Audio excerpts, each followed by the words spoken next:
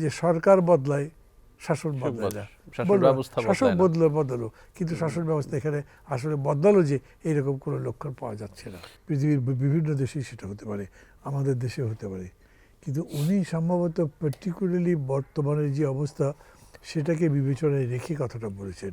সেটা যদি হয় তাহলে আমি আবার বলবো ওইটা একটু সময় সাপেক্ষ ব্যাপার। তো এটা 6 মাসের মধ্যে শাসন ব্যবস্থা বদলে যাবে এরকম আশা করা যাবে না। কিন্তু শাসন ব্যবস্থা বদলাবার কি চেষ্টা করছি, এইটার মধ্যে একটা মিক্সড রিয়াকশন আছে। মিক্সড রিয়াকশন কেমন? ধরেন আপনার সংস্কারের যতগুলো প্রস্তাব আছে,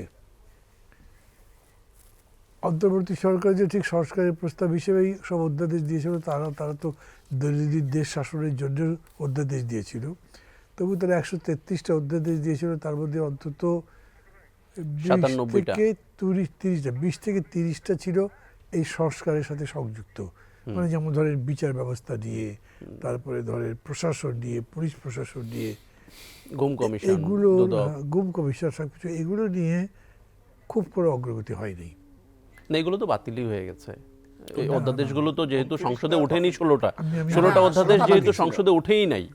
আমি বলি বিষয়টা এরকম হয়েছে যে বিচার সংক্রান্ত 4টা প্রস্তাব তারা বাতিল করেছেন, আর বোধহয় 20টার মতো, এক্সাক্ট সংখ্যা বলতে পারবো না, 19-20 যাই হোক, সেগুলো বলেছেন যে ফ্রেশ মানে নতুন করে ডেভেলপ করে সেটা সংসদে নিয়ে আসবেন। আজকে তারা তিনটে নিয়ে এসছেন, এবং ওই 3টার মধ্যে আমি 3টাই বলতে পারবো না, কিন্তু 2টো দেখলাম। ধরেন গুম কমিশন আইন এবং মানবাধিকার আইন, এই 2টো দেখে আমার মনে হয়নি যে এর মধ্যে পরিবর্তনের কোনো ছোঁয়া আছে। কারণ সবচেয়ে বড় হচ্ছে যেটা আমার কাছে খুবই মানে কী বলবো অস্বস্তিদায়ক, সেটা হচ্ছে যে গুম করলে কারা করেছে, বাহিনীর লোকিত করেছে আমাদের দেশে। আপনি সেই বাহিনীর হাতে আবার তদন্তের দায়িত্ব দিয়েছেন। এবং দেখেন এই যে খুলনাতে একটা যে এর মধ্যে একটা হলো না, উনিও কথাটা বললেন যে খুলনাতে একজন গুম হয়েছে, গুমটা করেছে কে? কোস্টগার্ড। ধারণা করা হচ্ছে যে কোস্টগার্ড ওই লোকটাকে ধরেছিল, যে কোনোভাবেই হোক না, তার শারীরিক নির্যাতন করেছে, হয়তো নির্যাতনে সে মারা গেছে।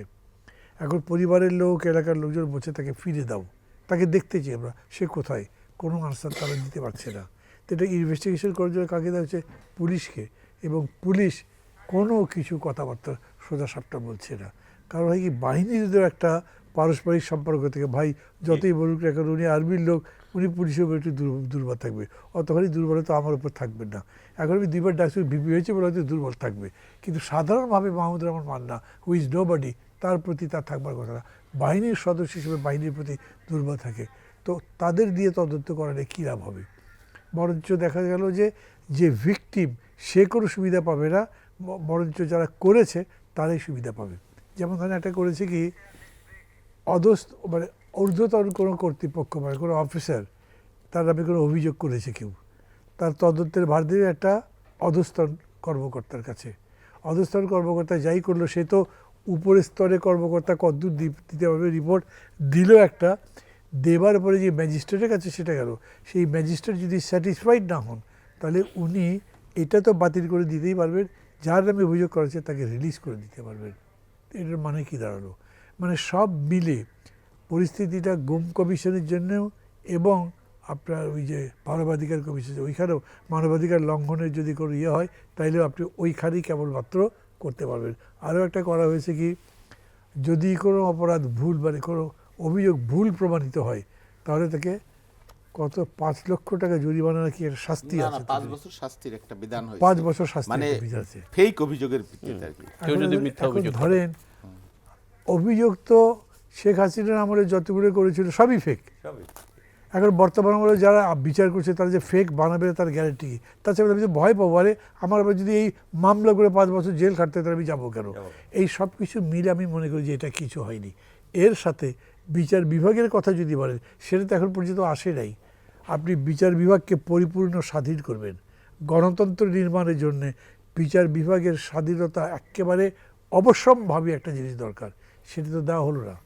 আপনি সুপ্রিম কোর্টের যে সচিবালয় আছে সেটা দেন নেই, তারপরে আপনার বিচারকদের যে নিয়োগের ক্ষমতা, সেটা আপনি আবার নিজের মতো করে রেখেছেন।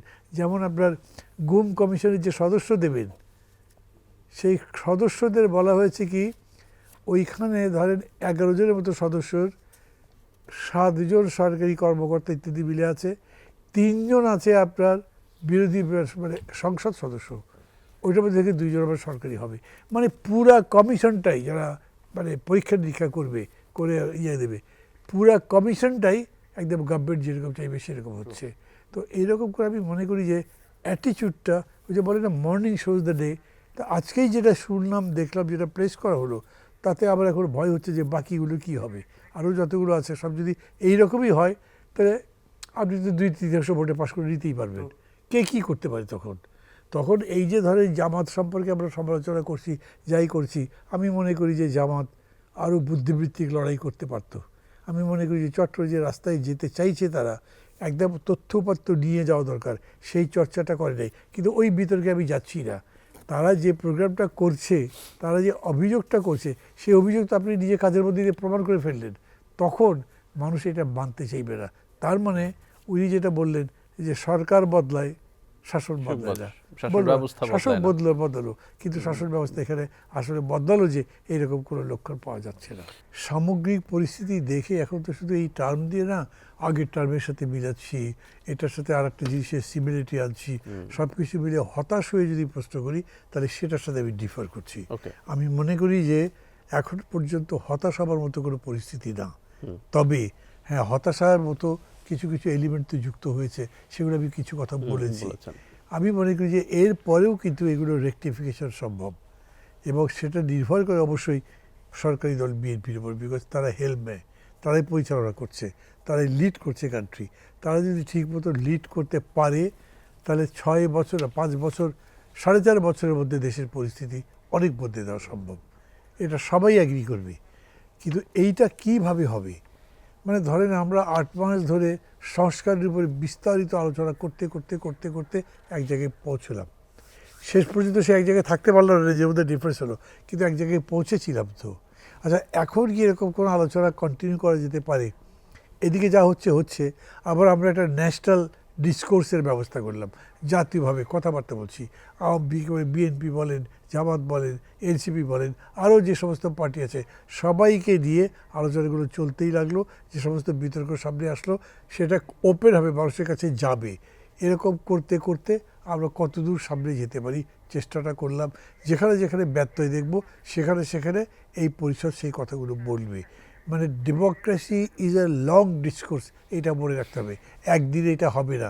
বা আপনি ইউরোপের বা সব দেশের গণতন্ত্রের ইতিহাস দেখেন, সেই ইতিহাসের দিকে তাকিয়ে যদি আমরা এটা চর্চা করতে রাজি থাকি, আমি মনে করি সম্ভাবনা এখনও ভালো।